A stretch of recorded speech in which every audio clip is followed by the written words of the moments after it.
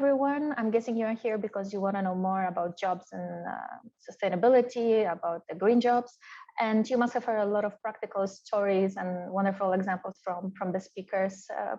What I want to do is to give you practical tips of how to make that happen. And in one of the previous sessions, we were discussing on how to start designing your career and also how to build and make a resume that will get you an interview. Today, I would like to focus precisely on the interview. So how do you prepare for the interview? So first thing is that you need to have your resume ready, your cover letter ready. This is a kind of a message for the interviewer who's going to read it on what kind of job you would like to do, what kind of portfolio you are seeking to build. It's a kind of an indicator of what kind of necessary experience you are looking for. You have done, of course, in the past, but also what you might be looking for in the future. So with that, the next step is to figure out where are you searching for those opportunities. There are different websites, maybe from friends, as you start spreading the message around yourself that, yeah, I'm looking for some opportunities. Some of the places where you could find those opportunities are, like, for instance, there are plenty of them on LinkedIn. You can use the search button, or not.com.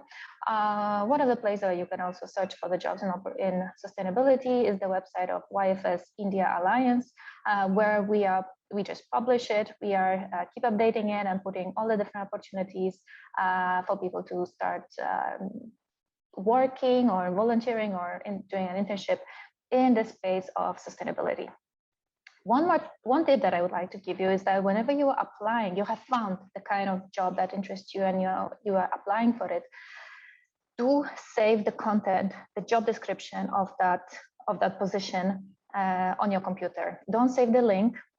Don't rely that later on you might find this link because the company might, take this link off from their website, or you might not be able to find it.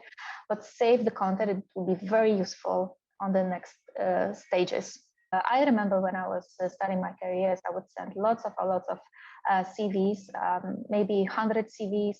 On 100 CVs, 5 companies would even reply. Those were realities almost 20 years back. I don't know exactly what data would be right now, but don't get discouraged if you don't get reply on each application that you are doing. It might take time, but I would remember spending at least like 1 hour a day or sometimes 2 hours a day just searching through those websites that I have prepared before to check if there are any kind of new opportunities I should be applying for. The next stage is that, let's say you send those 100 applications, someone replied, right? And they are inviting you for the interview. Whether it's through email, through a phone call, you need to get these information. You need to know who is calling you or inviting you for the interview, and who will be doing the interview with you, the conversation. Will it be the same person or not? Try to find out a little bit more about the interviewer, the person with whom you have a conversation with, just to get familiar of who that person is, whether you're going to probably report to this person or to someone from HR. But definitely write down and mark it in your calendar when, where, and also ask the question if there is anything else that you should prepare for that conversation, for that interview. Once you have that done, then do your homework. This is something super important. First, learn more about the organizations you are applying for. Check the website, check the social media. If you have a friend who knows a little bit about this organization, maybe works there, ask questions, because you really want to know what is that, what kind of organization you're applying for. Then learn also about the position, mainly from the job description. That's why you need to go back to the content of that job description and to read exactly what is that the interviewer is going to look for. It's something very, very crucial to know. But also you might ask your some ex-employees, or maybe you have friends who are working there and they know about this position, to ask a little bit extra questions of why this position got open. Is it a new position? Is it someone left that position? But basically to have an awareness of what is that you are really applying for. And then be ready with your CV and a cover letter. it is a very, very useful tool to just use your CV, use your cover letter during the interview, whether it's a interview in person and you have to print it out, or whether it's an interview on Zoom or on the internet through the online. It's good to have that CV just next to you because this is exactly the same document the interviewer will be looking at. It will be very useful to answer the questions. One more tip is to practice your interview. You might feel embarrassed, you might feel silly, you might feel very unnatural, maybe judged, but the more you practice, the less you focus on the emotions that you have inside during the interview and more on the real conversation. So what are the questions that the interviewer might ask you? I have distinguished a couple of groups of questions so that you also know why the interviewer is even asking those questions in the first place. So first, as an interviewer, we always want to know what's your commitment and understanding of the position. Therefore, almost guarantee that every person will ask, what do you know about the company? So have you done your homework? Have you checked on the website who we are, what we do? Do you know what we are about? Because this is what you came for to talk about with us. And the other one is that how do you imagine a role on this position? So again, how do you understand the job description that you read? How did you understand the position that you are applying? Is it exactly what, or somewhat similar to what the organization is offering? Another set of questions is to understand whether you have the necessary competencies for this position. So questions could be, tell me a little bit about yourself. This is not only an icebreaker, just to get you know just a little bit more, but this is a moment for your elevator pitch. So if you know the job description, you can already, in a way, put those part of your experience, your skills into that pitch in that little question. Tell me a little bit about yourself. Another one is tell me your biggest weaknesses and your strengths. That is very tricky. I remember it was one of the most difficult questions to answer. What you don't want to say is something that your weaknesses is definitely something that is required in the job description. So you need to check if the requirement, you are a good team player. You can't say, you know, my weakness is I'm a very bad team player. I actually love working on my own. I'm a very big individualist, because immediately the interviewer will might not see that this is a somewhat mismatch. And when you talk about your strengths, and generally you talk about your good side of yourself, your skills that you have, it's good to use the proofs of how do you know that you have those skills. And this is something we're gonna talk about. Another popular question is, tell me what you consider as your biggest achievement. Tell me about the decision-making toughest decision that you had, and how, what was your decision-making process behind it? Tell me about the time you disagree with someone. Why interviewer is asking all these questions is to check in the real life, how did you actually express the competencies that you have? Do you have them? Do you don't? You got stuck at some point? These are the tools for the interviewer to get to know, to assess you on those competencies that which he or she is looking for. Another set of questions is your motivation. Why do you want this particular job? Where do you see yourself in 5 years? Why do you want to leave your current job if you job somewhere else? Or out of all the candidates, why should we hire you? All these questions are testing how motivated, how dedicated, how committed you might be in order to perform, to be with this company for longer. Is it something that really matches your expectation as well? Because something that you need to realize is that the interviewer, the person is taking out time to see lots and lots of candidates to find that one particular or couple of particular people with whom they're gonna work with. They're gonna invest the time, they're gonna invest their know-how, their skills to train, to induct these new recruits and then to work with them. So they want to make sure that they're having the right kind of people in front of them. And then expectations. What could be your expected salary? What do you expect from the company, from the supervisor, from the colleagues? And also, do you have a preference for the location and travel? all these expectations need to be discussed during the interview, so there is no miscommunication after the conversation is over, so that both sides are on the same page. I often get asked about how do you talk about yourself during the interview, because it's a little bit, is it too much if I talk good about myself? Should I be more, like humble? Which side should I go? So my advice on that is that whenever an interviewer is asking you a question, he actually wants to know, do you have that skill?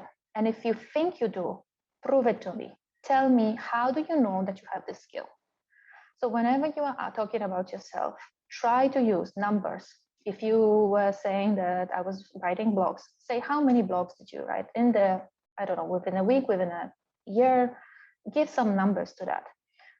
Compare it to something that at the beginning I started like this, then I started with 3 blogs, then I was gradually doing more and more, to prove that, for instance, you were more committed, more engaged in the work that you were doing. You may use opinions of your supervisors and colleagues that, what they were talking about me, what they were telling me is that I'm good at performing this kind of task or this kind of task. Try to make it as if your own individual involvement, something that you have done on your own. Often I hear young people saying that in my team, we were preparing a project, we were doing this, we were doing that. Tell me, what was your individual involvement, your individual input in the work that your group was doing? Try not to use just adjective. Oh, I was hardworking, I was so dedicated, I was such a good player, team player. Explain, how do you know? Prove it to me. Is it because you think about yourself that way, or is it that someone else was giving you a feedback that that's actually true? Interview is a conversation for the interviewer to check if you are the fit for the position, if you are the perfect fit for the position that they are looking for. And for you is to check if the organization is a good fit for your career path. That's why in the first place, you need to know more or less what your career is going to be like for the next 1 year, 2 years, 3 years, 5 years. Of course, it might change on the way, but you should, in a way, establish your direction, so that you can also check if that company, that organization is even fitting into your to your criteria. You are not at the mercy of the employer. Some people quit just after a day or a week or a month, just because they were good at convincing the employer that they are fit for the role, but they were very bad in convincing themselves. So in a very short period of time, they are quitting the job, and the employer is in a position of starting the whole process again, sending the job description, interviewing a lot of people. To save that whole hassle of disappointment for you and for the employer, the interview is a kind of a place where you need to also ask your questions. You need to also get to know the company very well, to know whether you will be able to perform and be committed to what the other side is offering to you. Because there is always an opportunity cost. If you're going to choose this kind of a job role, you're not going to choose another one because you don't have that much time during the day to perform several jobs at the same time. So make sure that sometimes you might say no, sometimes you might not apply for something. But once you grab the opportunity, which is worth, give your 100% to get it and to perform on it. In order to check if the job is good for you, it's good to have to prepare some questions before to the interviewer. You want to ask your questions also, because it's a conversation. It's a both way. So questions you might ask are that, what does the training or the induction process look like on this position? Can you describe an average day in the office? You want to know a little bit about the culture. Is it just sitting in front of the computer, or is there more things happening around? How will my performance be evaluated? Is it that I will be just like the boss will just give me some task to do, or is there a kind of process to it, some kind of a feedback that I will get at the end of the day? Can you tell me about the other people that are working closely? You don't know what kind of environment is on this job. What is the office structure? What are the possibilities of growth or promotion? When will you, and at the end, of course, we need to have a couple of questions of when will I hear from you about the results? Is there another level of selection? Maybe there is some case study, maybe some personality test. And also you would like to know when the person on this position will start working, to get to know if you are not traveling or you haven't planned something before that. What not to do? This is also something to keep in mind. Definitely, you cannot go for the interview without doing your homework, checking about the company, checking about the job description. This is something that, and practicing preparing the answers for the questions. This is something it's a must just before every single interview. You cannot be late for the interview. You cannot give unclear, very rumble answers to the questions. That's why it's good to always prepare in advance your answers. It's very highly unadvisable to speak negatively about your previous employer, because the chances that you're going to speak bad about this current employer, if you even get higher, it's very high. It's just not something polite to do. And also, if you are having an interview and you do not ask the questions at the end, it's like you lost your opportunity. It gives a signal to the interviewer that you're not very, very serious about this job, because you don't really want to know about the other side of the table. Never lie in the resume. The interviewer will find out, almost guarantee. And don't forget to follow up. Sometimes the process might take a little bit longer. Sometimes the interviewer or the person you had a conversation with might not be available for some time. But if you really want to get that position, you need to follow up and you need to check what's happening. When will you get the answer? So in order to be the best prepared for the interview, you should ask yourself this question: which sustainable or climate crisis challenge you feel deeply for? What is the solution that you want to create or be a part of? What are the talents and skills you would like to polish and use? So having this crystal clear, it will be much easier to convey this to interviewer as well. At the end of the day, this is your choice on which side of the tree you would like to be, how you would like to live your life. One thing that I would like to encourage you is to use your career to decide the future, not of our planet, because planet do not need us, but our future on this planet. Thank you so much.